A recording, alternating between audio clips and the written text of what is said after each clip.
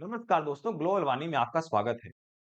देखिए, एक देश दूसरे देश में घुसता है, वहाँ पर एयर स्ट्राइक करता है और एयर स्ट्राइक करने के बाद वहाँ पर कई लोगों की मौत हो जाती है। और इस देश का कहना है कि हम वहाँ पर एयर स्ट्राइक सिर्फ इसलिए कर रहे थे क्योंकि हमें वहाँ पर आतंकवादियों को मारना था। तो क्या ये सच है कि वो आतंकवादियों को मारने के लिए एयर स्ट्राइक किया है या फिर इसके पीछे कोई और रीज़न है? तो दोस्तों मेरा नाम है गौरव और आज हम इसी पर चर्चा करेंगे कि आखिर ये पाकिस्तान और अफगानिस्तान के बीच जो संघर्ष हो रखा है, इसके पीछे का रीज़न क्या है और पाकिस्तान की असली मंशा क्या है?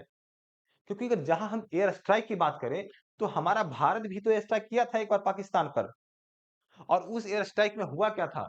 एक भी सिविलियन की हत्या नहीं हुई थी, एक भी आम लोगों की हत्या नहीं हुई थी। लेकिन आज पाकिस्तान के एयर स्ट्राइक में अफ़गानिस्तान के करीब 400 लोगों की हत्या हुई, जो सिविलियन थे, जो आम लोग थे और करीब 250 लोग घायल हुए हैं। तो सोचिए कि एक ओर पाकिस्तान यहाँ पर हमला करता है और हमला करके जो ये यहाँ पर रिहैब सेंटर था, जहाँ पे जो ड्रग अब्यूज़ होते हैं, उन ड्रग अब्यूज़ के लिए जो रिहैब सेंटर था यहाँ पर अफ़गानिस्तान में, उस रिहैब सेंटर पर हमला किया पाकिस्तान ने और उसको ये बोलता है कि ये कोई रिहैब सेंटर नहीं था, बल्कि ये क्या था? एक मिलिटेंट बेस था। तो ऐसा बिल्कुल नहीं है क्योंकि ये पूरा का पूरा क्या था कि ये पूरा का पूरा एक रिहैब सेंटर ही था। अब एक बात समझिए आप कि हम ये देख रहे हैं कि आखिर दोनों के जो संघर्ष हो रखा है, लेकिन इस संघर्ष के पीछे आखिर रीज़न क्या है?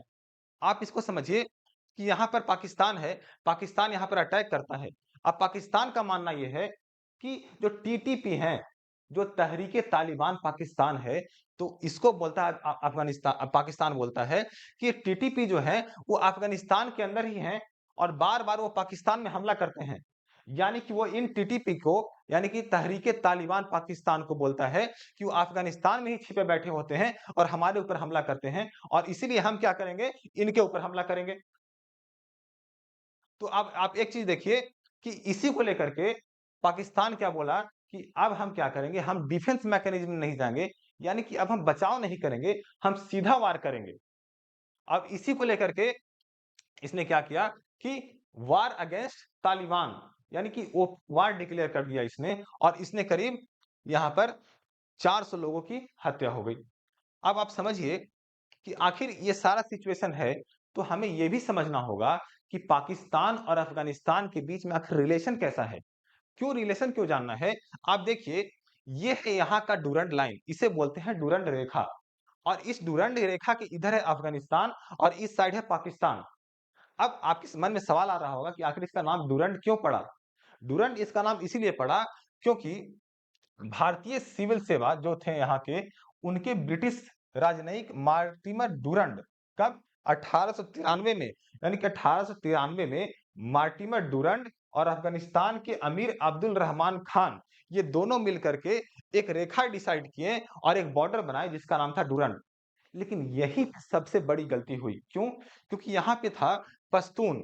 अब पश्तूनों का क्या हुआ कि दोनों भी डिवाइड हो गए। यानी कुछ पश्तून जो जनजाति थे, वो इस साइड रह गए और कुछ पश्तून जनजाति वो पाकिस्तान के साइड रह गए। और यही कॉन्फ्लिक्ट का सबसे बड़ा रीज़न था। और इसीलिए अफ़गानिस्तान भी मानता है कि ये हमारा रेखा नहीं है। यानी यहीं से कॉन्फ्लिक्ट जन्म लिया धीरे-धीरे, धीरे-धीरे। तो इसके बाद क्या हुआ कि अब देखिए कॉन्फ्लिक्ट तो जन्म लिया और एयर स्ट्राइक भी हुआ आज और 400 लोग मारे भी गए। अब इसको लेकर के सारे देश लगभग निंदा कर रहे हैं और हमारा भारत भी निंदा कर रहा है। हम क्योंकि हमारा भारत क्या चाहता है? हमारा भारत चाहता है कि अफ़गानिस्तान के जो अपने अधिकार हैं, वो उन्हें अवश्य मिलें और इसीलिए भारत हमेशा से प्रयास रहा है। तो आखिर आपकी क्या राय है? आप खुद कमेंट में बताएँ कि क्या जो पाकिस्तान ने अफ़गानिस्तान पर अटैक किया है, इसके लिए पाकिस्तान के साथ कैसा व्यवहार करना चाहिए? और अगर आपको भी इन जियोपॉलिटिक्स में इंटरेस्ट है, आपको भी ऐसे इन्फॉर्मेशन में इंटरेस्ट है, तो आप चैनल को सब्सक्राइब कर लें, वीडियो को लाइक करें और वीडियो को शेयर करना बिल्कुल ना भूलें। धन्यवाद।